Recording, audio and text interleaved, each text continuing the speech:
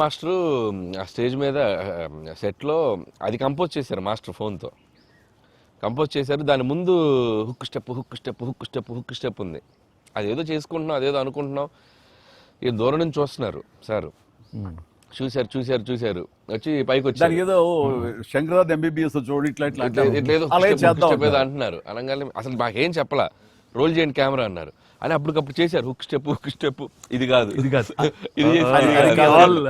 అని ఆ టైమింగ్ అది అనుకున్నా. ఆ టైంకి వెళ్ళిపోయి నా హుక్ స్టెప్స్ అని గుర్తుంచుకుని వాళ్ళకి జనాలకి చెప్పి అది కాదు ఇంకోటి కాదు అంటే దీనికి వచ్చేసరికి అంటే టేక్ వన్, అది టేక్ వన్, మళ్ళీ ఇంకో టేక్ లేదండి, కావాలన్నా టేక్ టూ లేదు అక్కడ. అది చేసేసరికి నిజం చాలా ఇది. నేను దూరం చూస్తున్నాను, వాళ్ళు ఏదో స్ట్రగుల్ అవుతారు హుక్ స్టెప్ ఎలా చేయాలని. ఇది మాత్రం నీట్ గా చేసిస్తారు. హుక్ స్టెప్ మాత్రం ఏం చేద్దామని ఏదో ఆడు ప్రియ ఆటం అంటాం, అలాంటి కూతు డాన్స్ వేస్తారు.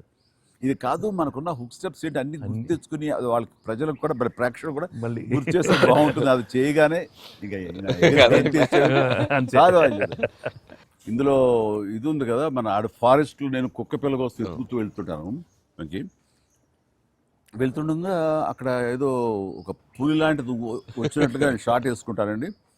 అందరూ కొంచెం టెన్షన్ పడతారు. ఆ టెన్షన్లో మీరు ఇందువదన కుందరదన అనేసి అని వావ్ అనండి. ఇప్పుడు అదేంటి ఇర్రెలవెంట్గా సంబంధం లేకుండా అదేంటే, అయ్యో లేదండి చాలా చాలా మంచి ఇదండి అని. ఏం మంచి ఇదండి అది నాకు అర్థం కావట్లేదు, దానికి దీనికి ఏం సంబంధం మీకు తెలీదు, అది బయట చాలా మీమ్స్. అవునా అంటున్నాను నేను, నాకు నిజంగా తెలీదు అనేసరికి అవును చాలా ఇది దాని ఇంపాక్ట్ చాలా ఉంటుంది. మనం ఏదో మీమ్స్ చేశారు, ఆ మీమ్స్కి వాళ్ళకి అవకాశం ఇవ్వకుండా మీరే ఎదురొచ్చేసేయండి అంటూ ఏదో చెప్పండి.